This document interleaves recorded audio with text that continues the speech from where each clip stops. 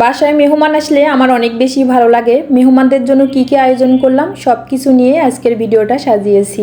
So hello everyone, আসসালামু আলাইকুম। আশা করি যে যেখান থেকে আজকের ভিডিওটা দেখছেন সবাই আল্লাহর রহমতে অনেক বেশি ভালো আছেন, সুস্থ আছেন।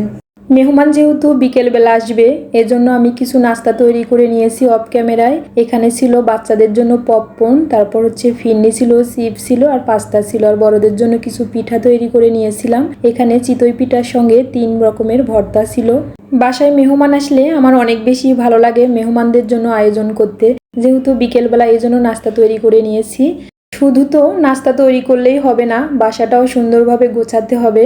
প্রায় সময়ে সবাই আপনারা আমার ভিডিওতে কমেন্টস করেন যে আপু আপনার বাসাটা কি সব সময় এরকমই গোছানো থাকে?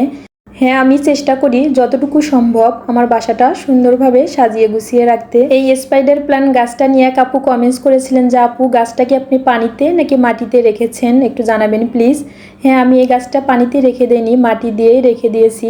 মাশাআল্লাহ, গাছটা দেখতে অনেক বেশি সুন্দর হয়েছে। তারপর আমি এই তো বেসিন এরিয়াটা একটু সুন্দরভাবে সাজিয়ে নিচ্ছি। এখানে কিছু ক্যাকটাস গাছ দিয়ে আমি সাজিয়ে নিলাম।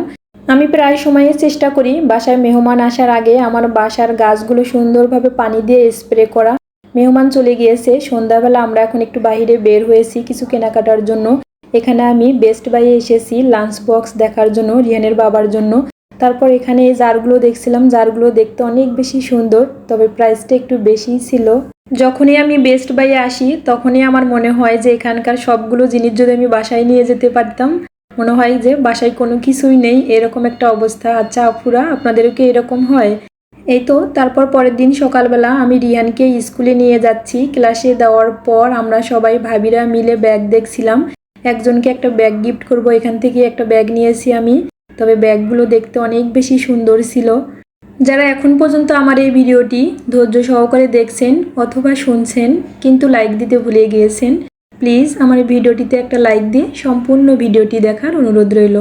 যারা লাইফস্টাইল ব্লগগুলো দেখতে পছন্দ করেন এবং ভালোবাসেন তারা চাইলে আমার পেজটিতে ফলো দিয়ে পাশেই থাকবেন। যারা অলরেডি আমার পেজটিতে ফলো দিয়েছেন তাদেরকে অসংখ্য ধন্যবাদ। স্কুল ছুটির পরে বাচ্চাদেরকে একটু নাস্তা করাচ্ছি। রিহান বাসা থেকে নাস্তা করে আসেনি, এই জন্য ওকে একটু নাস্তা করাচ্ছি। রিহান আর আরাপ নাস্তা করে নিচ্ছে। তারপর এখন আমরা বাসায় চলে যাব। বাইরে বের হয়ে দেখি অনেক বেশি বৃষ্টি নামছে। তারপর বাসায় চলে আসলাম বৃষ্টিতে ভিজে।